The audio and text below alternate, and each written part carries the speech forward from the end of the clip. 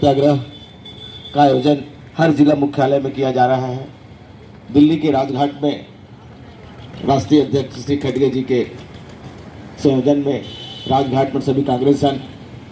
आज इस संकल्प सत्याग्रह के माध्यम से किस तरीके से संवैधानिक संस्थाओं का दुरुपयोग करते हुए, अदालती कार्रवाई करते हुए किसी भी दल के विपक्ष के प्रमुख नेताओं के ऊपर केस दायर करके उनको अयोग्य घोषित करने के मामले के खिलाफ आज यहाँ पर हम कचहरी चौक में धरना स्थल पर बैठे जिला कांग्रेस कमेटी के अध्यक्ष और एवं सभी वरिष्ठ कनिष्ठ और युवा पार्षद साथी, उपाध्यक्षगण, जिला जनपद सदस्यगण, ब्लॉक कांग्रेस कमेटी के सभी अध्यक्षगण, आप सबको जैसे कि पहले से भी पता है कि एक मामला 2018 में कर्नाटक के चुनावी सभा में नीरव मोदी, ललित मोदी, विजय माल्या आदि के संबोधित करते हुए उन्हें चोर कहा था। इस मामले को लेकर एक सामान्य जाति का मोदी सरनेम का व्यक्ति गुजरात में केस दायर करता है। वो केस की सुनवाई लगातार होते रहती है और बीच में वही विधायक था जो भाजपा का, वो केस में स्टे लेता है। और जब हमारे हिंडनबर्ग की रिपोर्ट को पढ़ने के बाद में जब भारतीय अर्थव्यवस्था में किस तरीके से एक गिरावट आई, उस पर जब हमारी कांग्रेस पार्टी की शोध कमेटी ने उस पर रिपोर्ट दायर किया तो पता चला कि अडानी ने 20 करोड़ रुपए से कहीं ज़्यादा एक सेल कंपनी के माध्यम से देश का LIC का और SBI का पैसा को अपने शेयर में लगाया है। उसी के खिलाफ में राहुल गांधी जी संसद में अपना वक्तव्य दे रहे थे। उनके वक्तव्य को पूरा न सुनने के बाद भाषा में टाइप होकर 116 पृष्ठ का 76 पृष्ठ का एक फैसला आया,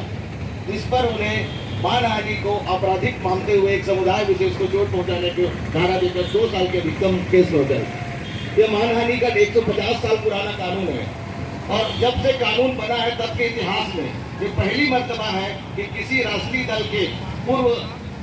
अध्यक्ष प्रधानमंत्री परिवार से संबंध रखने वाले को 2 साल की अधिकतम सजा हुई है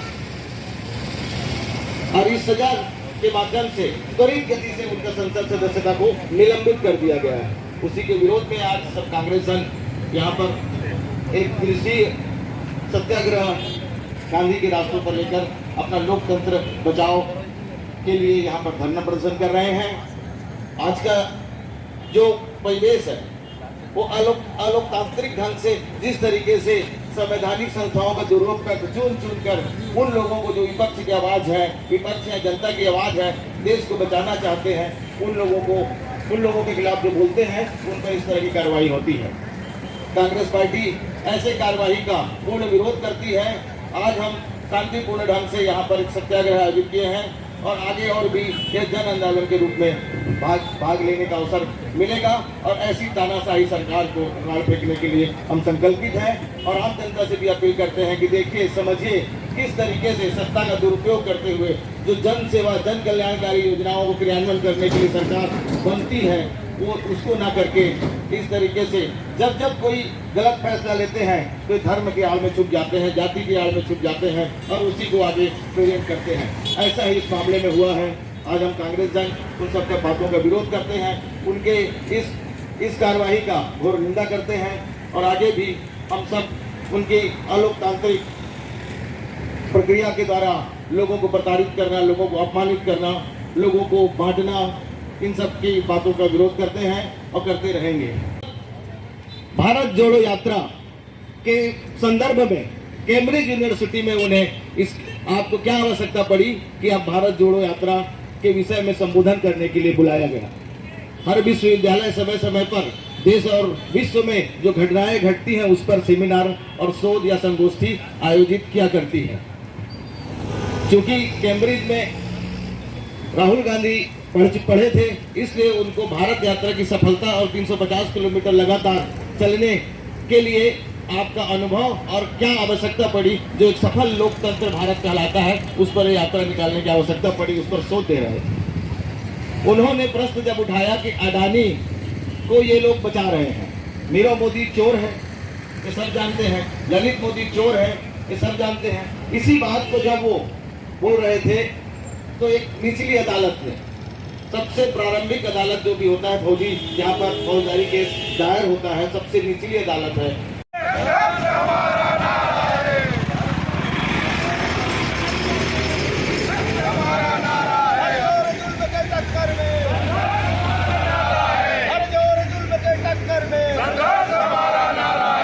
मोदी की तानाशाही नहीं चलेगी, नहीं चलेगी, नहीं चलेगी। मोदी की तानाशाही नहीं चलेगी, नहीं चलेगी, नहीं चलेगी। आवाज दो,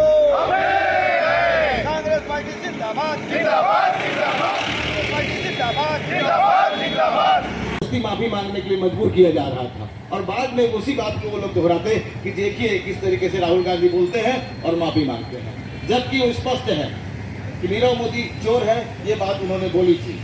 नीरव मोदी चोर है। अगर हम सब एक साथ बोल रहे हैं चोर है, हो सकता है हम पर भी मुकदमा दायर हो जाए और हम उसके लिए तैयार भी हैं। जब देश में इस तरीके का जब संकट आता है तो कांग्रेस पार्टी एकजुटता के साथ आगे आती है, सड़क से लेकर के संसद तक, जन जन तक लोगों को जन जागरण करने के माध्यम से एक अहिंसात्मक, एक रचनात्मक आंदोलन चलाकर जन चेतना तैयार करती है और सत्ता को पलट दिया करती है। जब एक केस आया तो कुछ पुराने वीडियो, कुछ पुराने रिसर्च इंदिरा गांधी से लेकर के, और भी जब इंदिरा गांधी जी ने भी हम लोग सोचा करते थे बहुत कुछ बड़ा मामला होगा जिसके लिए उनको अयोग्य घोषित किया गया था, वह भी एक छोटा सा मामला था।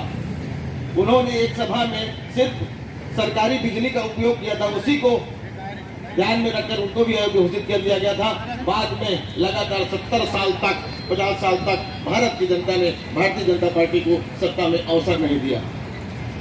आज भी हम लोगों के पास अवसर है, हम इस अलोकतांत्रिक, अवैधानिक, असंवैधानिक कार्य करने वाले भारतीय जनता पार्टी की नीतियों का हर समय, हर जगह मुखर विरोध करेंगे और सड़कों पर आएंगे। आज के इस धरना कार्यक्रम में आप सभी का बहुत बहुत धन्यवाद।